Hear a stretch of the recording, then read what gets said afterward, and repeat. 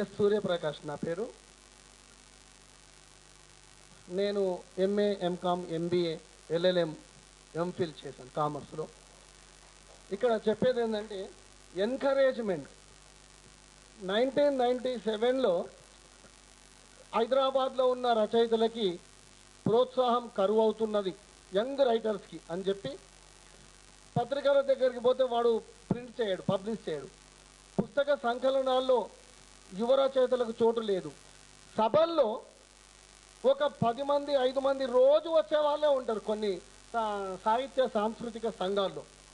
మరి ఎట్లా అని నేనే Hyderabad writers and artist association హైవా అని ఒక సంస్థ స్థాపించాను 1997, దాదాపు మన టీఆర్ఎస్ పుట్టినప్పుడు. మిత్రులారా, ఇప్పుడు తెలంగాణ వచ్చిన తర్వాత తెలంగాణ సాహిత్యంలో మలిదశ ఉద్యమంలో ప్రత్యేకంగా పాల్గొన్న కవుల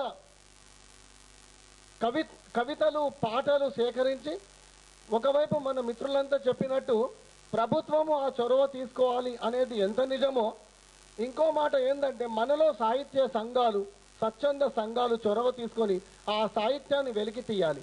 చరిత్రలో కొంతమంది తెలంగాణ ఉద్యమం నడుస్తూ ఉంటే కాజు బాదాంలు తినుకుంటూ బాగా దెబ్బలు తింటున్నారు, లాఠీ దెబ్బలు బాగా తింటున్నారు అని ఎంజాయ్ చేసిన వాళ్ళు ఉన్నారు.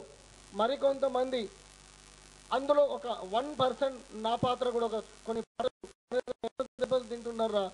ఈ ఢిల్లీ పీఠం దగ్గరగా రావట్లేదు. తెలంగాణ జెండా ప్రత్యేక రాష్ట్రముల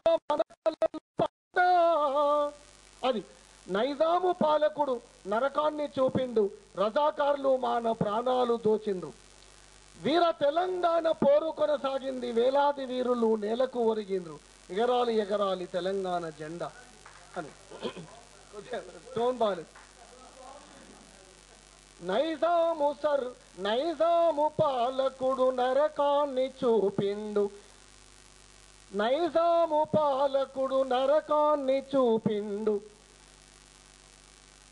రజాకార్లు మన ప్రాణాలు దోచిండ్రు, వీర తెలంగాణ పోరు కొనసాగింది, వేలాది వీరులు నేలకు ఒరిగిండ్రు, ఎగరాలి ఎగరాలి తెలంగాణ జెండా ప్రత్యేక రాష్ట్రములో మన కళ్ళలు పండా.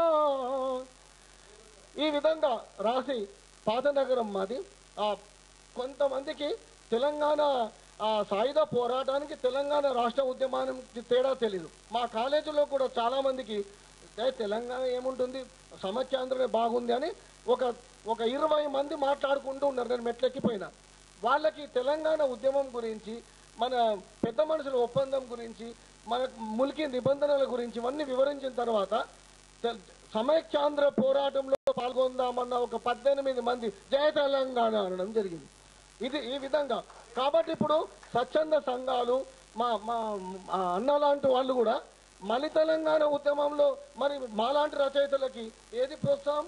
మరి మా కవితలు, ఇంకా యువ కవులు రాసిన కవితలు, పాటలు సేకరించి పుస్తకాలు రావాలి. అంతేకాకుండా ఇక్కడ అన్న చెప్పినట్టు ఉద్యమాల్లో పాల్గొన్న చాకలి ఐలమ్మ, బందగి, ఈ కొమరం భీం లాంటి వాళ్ళ గురించి ప్రభుత్వం పాఠ్య పుస్తకాల్లో మరి రాజవడం మాత్రం ఎప్పుడేస్తారో, కానీ మనమే కొన్ని పుస్తకాలు తీసి మార్కెట్లోకి రావాలి. యువకులు వీటినన్నిటి తెలుసుకోవాలి. భగత్ సింగ్ గురించి తెలుసు, అల్లూరి గురించి తెలుసు, కానీ ఇక్కడ ఉద్యమ నాయకులను గురించి కూడా తెలియవలసిన ఆవశ్యకత ఉందని చెబుతూ నాకు అవకాశం ఇచ్చినందుకు చాలా థ్యాంక్స్. టైం లేదు కాబట్టి ఇంతటితో ముగిస్తున్నా. థ్యాంక్స్ సూర్యప్రకాష్ అన్న.